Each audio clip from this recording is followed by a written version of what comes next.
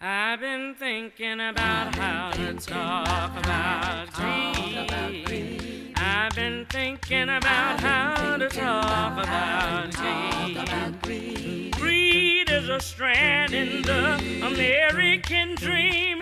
Having more than you need is the essential theme. I didn't grow up intending to be an investment advisor any more than I did a fireman or a policeman.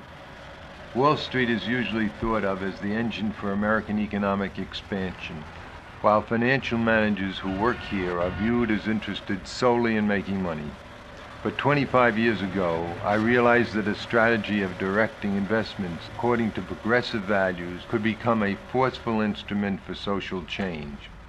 I am an advisor for over $1 billion in funds belonging to unions, churches, schools, foundations, and individuals. While we pursue secure earnings, we use the financial leverage of these funds to sometimes challenge corporate and government policy. Our goal is to create a society which produces for peaceful needs, not war, provides jobs at union standards, builds affordable housing, and safeguards the environment.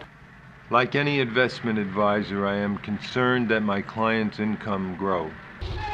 I follow the business press to stay attuned, among many things, to financial performance of companies.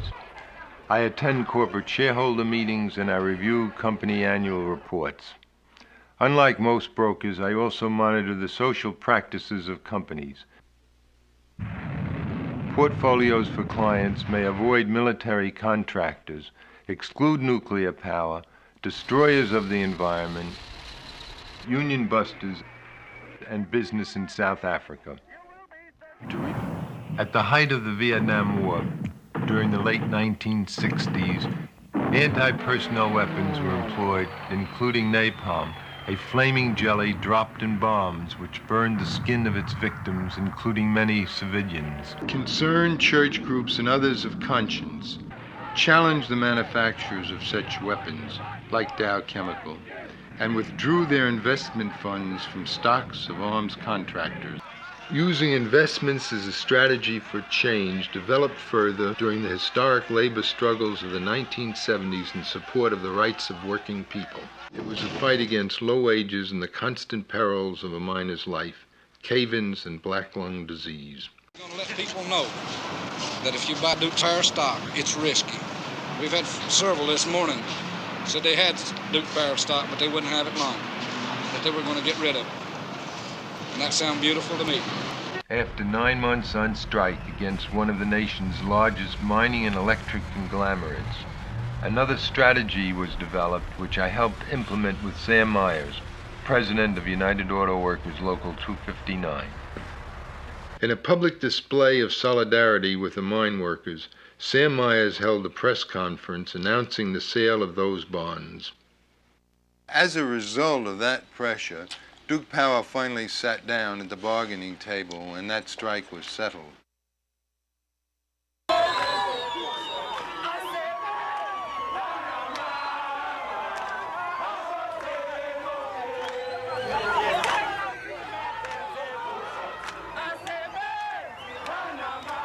In states from Oregon to Rhode Island, I have counseled legislators on how they could cease doing business with South Africa and not hurt their portfolio performance. Scores of universities and dozens of states responded to the moral and political pressure, divesting billions of dollars with important results. Under pressure of divestment, corporations like Polaroid, General Mills, and American Express have withdrawn from South Africa. Major banks have suspended loans, and the U.S. Congress voted economic sanctions.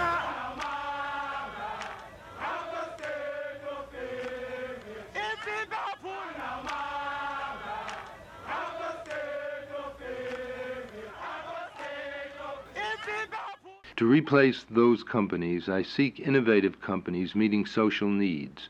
For example, Wellman Corporation helps solve the garbage crisis by yearly converting 1 billion plastic soda bottles into fibers used for carpets or comforters.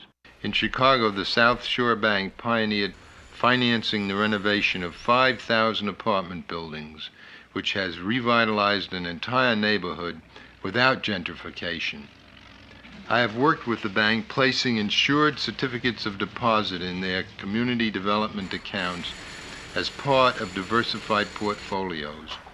The practice of social investment that I and a few others began 25 years ago has garnered increasing acceptance and respect. This is a trade expo of dozens of organizations which have formed a nationwide network called the Social Investment Forum. Socially responsible investing is a powerful vehicle for pointing the way to a more just and humane society.